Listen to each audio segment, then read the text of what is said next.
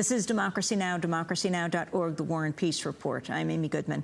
We're broadcasting on over 850 stations, on Pacifica and NPR and low-power FM and college and community radio stations, on public access TV and PBS TV stations, and on both TV satellite networks, on Dish Network Channel 9415 Free Speech TV, 9410 Link TV, and on DirecTV Channel 375. And we're video and audio podcasting at democracynow.org. Our headlines are also available in Spanish for any radio station to take. Yes, we're broadcasting from Detroit, Michigan, where thousands of activists and organizers are gathering for the U.S. Social Forum. The theme of this week's conference is "Another World is Possible, Another U.S. is Necessary, Another Detroit is Happening." One of the most critical issues facing the Detroit region is the future of the auto industry. As the home of General Motors, Ford, and Chrysler, Detroit was once the manufacturing capital of the world, but today the city and car industry is at a crossroads.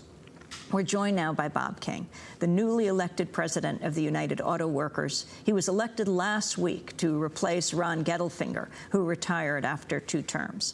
The UAW represents about 355,000 workers, down from 1.5 million 30 years ago. In his inaugural speech last week, Bob King called for protests against Toyota and other foreign auto companies that operate non-unionized plants in the United States. Bob King has worked in the auto industry since 1970 when he joined Ford. He's an electrician and a lawyer by training. Bob King, welcome to Democracy Now! Thank you very much. It's good to be with you in your city. It's good to be here. Talk about the state of the union movement. Talk about the state of the auto industry in this country. Well, I'm very excited that Ford and GM and Chrysler, I think, are on their way back.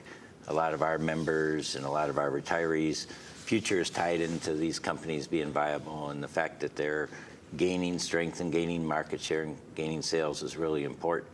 A problem, though, is that so much of the industry is not organized. And it's not even so much that it's not organized, it's that so many workers in the industry in the U.S. today are not paid fair wages and benefits. These corporations are making billions of dollars they have for a number of years, and they want to keep pushing workers' wages down lower and lower.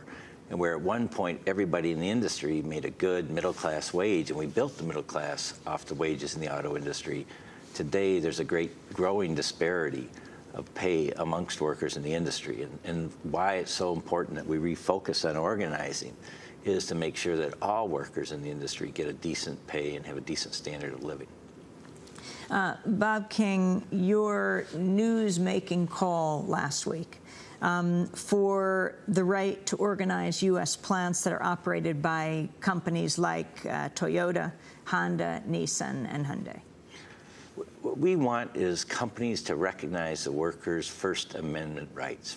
Workers should have a right of free speech. They should have a right of association without being intimidated, in some cases terrorized by the boss, without having their jobs threatened or their plants threatened to close. It's outrageous the way that some employers try to deny workers their rights to organize and their First Amendment rights, really.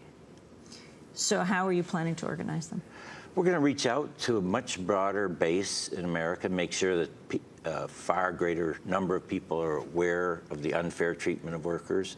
We want to remind people that the middle class was built by manufacturing and good wages in manufacturing, and that helped teachers and nurses and doctors and so many other people in society get good wages because we fought for them and won them in the auto industry. And we think that American consumers and Americans do really care about democracy and do care about a middle class.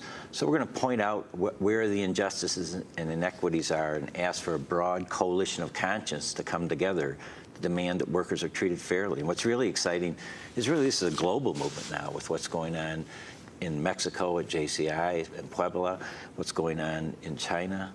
Workers have a right to have a voice and a right to a decent standard of living. I wanted to talk about the state of the union movement. Under Ron Gettelfinger, well, he took power in 2002. Yes. 575,000 members. Over this period, over this 8 years, it's dropped to 355,000. 30 years ago, it was 1.5 million. More than a quarter of the UAW's members, 355,000 members, have no connection to autos or manufacturing. Talk about that. Well, a number of years ago, we started organizing wherever workers wanted a union, came to the UAW. If we thought we could help them get fair wages and benefits, more dignity in the job, more voice in the job, then we would help them organize. And so we've done that. We've done that in higher education. We've done that in gaming. We've done that in hospitals. We've done a number of different areas. You were particularly a pioneer in this, pushing for reaching out beyond the auto industry. In our local union, back when I was local union president, we did that with a number of healthcare workers because we had the power to help them get good contracts because we were a strong local union. And so it worked to their benefit and to our benefit. It's made us a stronger union. But you're down to 355 from, well, 30 years ago, yes. 1.5 million. Yeah, so how do you build from there?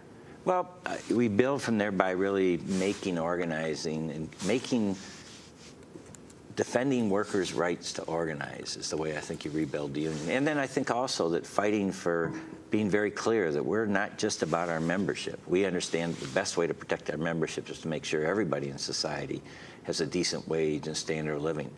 When the UAW was on the rise and our wages and benefits are on the rise, public employees is a great example. We helped in the early organizing days of AFSCME, the UAW-led organizers, public employees all over this country now get wages comparable to what we had in manufacturing. As manufacturing has fallen, you watch state after state, city after city, county after county, they're attacking workers, government workers, public employees, pensions and their health care, their wages, just like they're attacking manufacturing. We have to, all workers and all middle class has to understand we're tied together. We have to help one another. We have to set a standard for everybody in society. I wanted to read a quote from Labor Notes, Okay. A critical piece, both laudatory of you and also critical, that was written by Al Benchich. He wrote, King says we're partners with the corporations, but U.S. and multinational corporations intend to bury us. Who needs a union to cut jobs and wages? Worse yet, Brother King tried to sell concessions to Ford workers last October, even though Ford was not in bankruptcy and declared a $2 billion profit shortly after workers said no. Your response, Bob King. Number one, we owe it to the consumers to make the best product at the best price. So the UAW has a vested interest in being partners with the corporation and making sure that the qualities that we produce, the services or the products that we produce are the highest possible quality. We also have a vested interest in making sure our productivity is as high as possible so that we grow our membership and that we give long-term job security for our members. If we don't stay competitive globally, we won't do that. So that's where you partner with the companies. You also have a responsibility to make sure that workers get their fair share of whatever gains the company makes, and the union has done that well over a number of years. So it's a complicated relationship, but I think there are areas that you partner really out of loyalty to the consumer more than the company, but it's to provide the best product.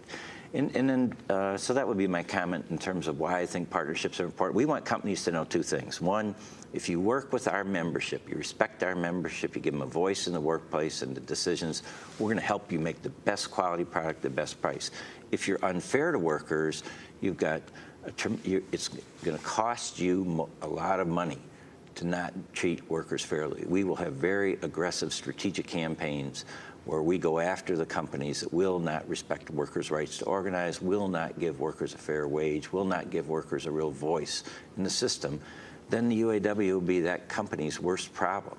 So companies have a choice. The best business decision is to work with our membership, and that's what we're hoping they'll do. Bob King, how much have UAW workers given up? I would say our average member gave up just from 07 to 09, $7,000 to $30,000 a year, a tremendous amount. The average worker. The average and benefits? Worker. That's everything combined, wages, loss of overtime, mandatory vacations versus taking pay in lieu. A lot of our skilled trades workers would have preferred to take pay in lieu. So we did a number of things to help the company survive. That's why we were so outraged when they restored some of the salary benefits without offering the same to hourly. In UAW Ford, we filed a grievance. We've won a part of that grievance already. We've got tuition refund, tuition program back for our membership, and we're working on the other pieces of it. What about this two-tier system where now new hires make about $14 an hour, about half what the production workers make?